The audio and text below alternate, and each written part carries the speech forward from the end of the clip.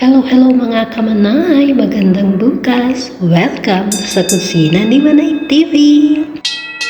May ituturo po akong napakasarap at napakasimple at napaka-easy na dessert. Ito po ang pineapple triple. Kung meron po kayong vanilla cake, kung wala naman fudgy bar or kahit yung lemon square cupcake, pwede po yun. Ayan, ganyan lang po ang gagawin natin.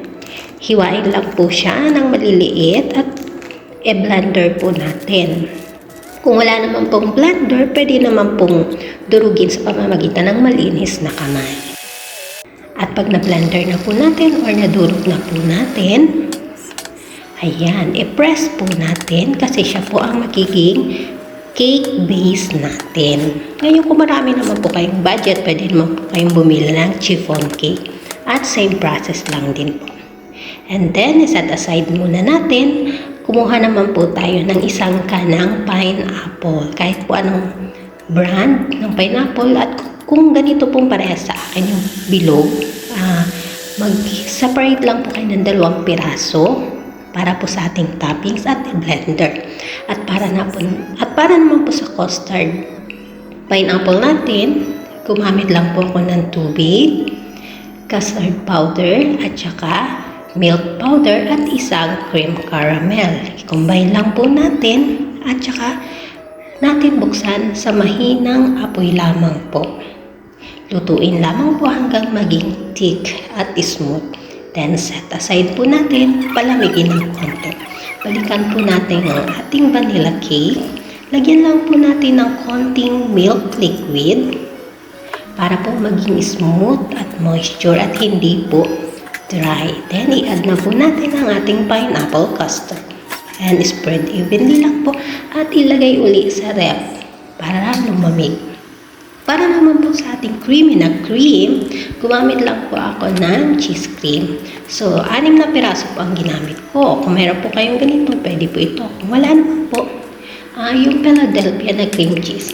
Then, 2 pong can ng cream. Pwede pong thick cream. Kung sa Pinas naman po gagawin, all-purpose cream po, pwede. Pero kailangan chilled na po. And then, 2 pack ng whipped cream powder. Ayan. At saka 3 kutsara ng condensed milk. Kung gusto niyo po ng mas matamis, nasa sa inyo po yan, mag-add lang po kayo.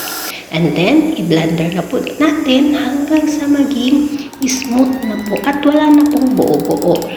Pero, kailangan po, from time to time, yung mga gilid po is-scrape nyo po para masama sa pag-blend. And then after, ibuhos na po natin sa ibabaw ng ating pineapple custard.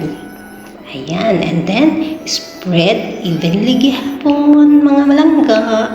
Ayan, ganyan lang po. Napakadali at napakasarap po ito.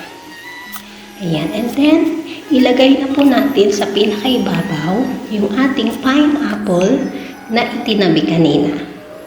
Ayan, lagyan nyo lang po ng design kung ano pong gusto nyo pong ilagay pa bukod sa pineapple.